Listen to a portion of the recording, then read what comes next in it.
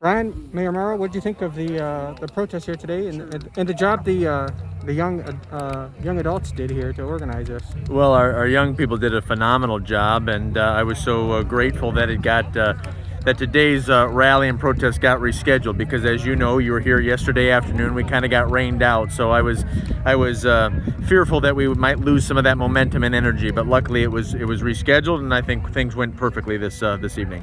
Well, part of the protest here was education on a national level, about racism and everything, but also about local politics. They've got involved in the local city council race by surveying city council candidates, and they're going to talk to the mayoral candidate soon. Yep.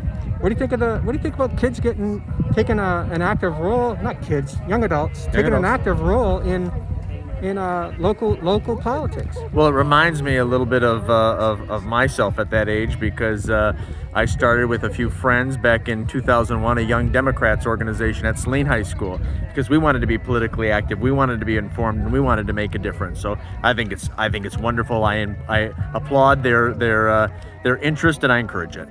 What kinds of things can be done at the city level to help solve some of these issues?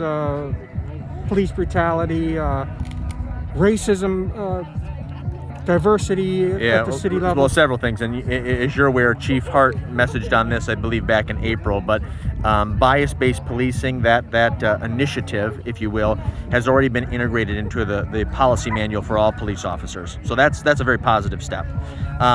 Second, we are looking at a diversity task force, and I'll be messaging on that during my July 6th Day of the City address.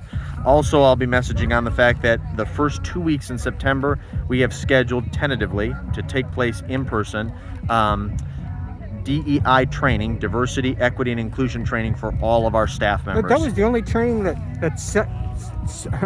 lasted through the budget cuts, wasn't it? Correct. Right. Yeah. Correct. So we're scheduled to do that the first 2 weeks in September, and that will not only include staff members, but also include community stakeholders, leaders, and also we want to make sure that we have people of color in attendance, and we have individuals who represent groups who have been marginalized and victimized in not only in our community, but in the broader society, because that's a perspective that will enrich the process.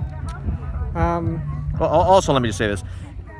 It's also imperative that in light of recent events, community leaders, especially elected leaders, speak out on these issues. And so you'll be hearing more from me. And I was actually thinking about this past weekend. One of the things that I need to do differently is I've talked a lot about encouraging diversity, making Saline a welcoming community, which I'm going to obviously continue to say. But I've also mentioned in the past tolerant. I'm going to drop tolerant, because tolerant implies that you're willing to accept that which is repugnant. Mm-hmm. And diversity, bringing people of color, people of different religions and ethnicities to the Saline community, that shouldn't be tolerated. That should be encouraged and embraced. When you hear some of these youngsters talk about the experiences they've had, Kaba, Merlani from the Fiddlers, what kind of impact does that have on you as a person and as a mayor of this town? Oh, it's deeply troubling to me. Yeah, I am, as I've said to you before, I am the luckiest person you'll ever meet. I am a straight, white male Christian, born into an affluent family, lived my entire life in the Saline community. I'm blessed in so many ways. So I can't empathize with the experiences they have, but they spoke from the heart tonight, and clearly there are people who feel unwelcomed and victimized in the Saline community, and we need to do work to correct that. All right, thanks a lot, Brian. Yeah.